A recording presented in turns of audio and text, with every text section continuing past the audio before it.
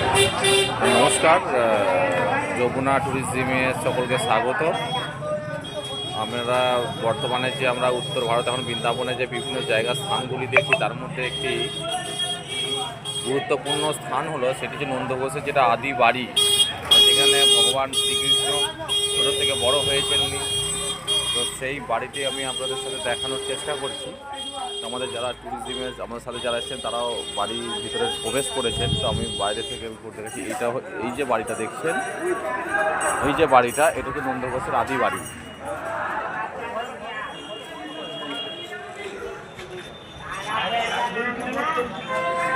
আমরা দেখতে পাচ্ছেন এটা হচ্ছে নন্দঘোষের আদি বাড়ি। এটা উপরে দেখুন, এটা ভালো করে হেডিং, এটাও নন্দঘোষ আদি বাড়ি মন্দির।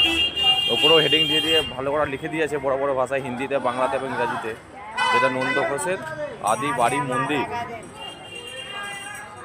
এইখানেতেই ভগবান শ্রীকৃষ্ণ উনি বড় হয়েছেন।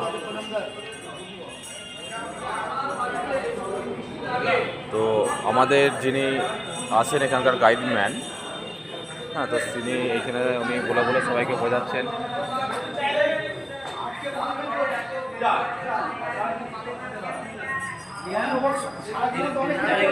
উনি সবাইকে আসতে বলে বোঝাচ্ছেন। এখানে একটা সামনে শ্রী বিঘ্নহার্তা শ্রী গণেশজির একটা মূর্তি আছে, গণেশের একটা মূর্তি আছে। তো এই সেই বাড়ি,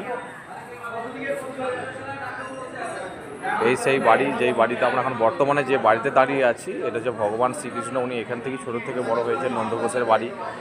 যাকে আমরা ভগবান শ্রীকৃষ্ণ নন্দের লালা বলে আমরা অনেক সময় বলে থাকি। এইটা বাড়ি, সেইটা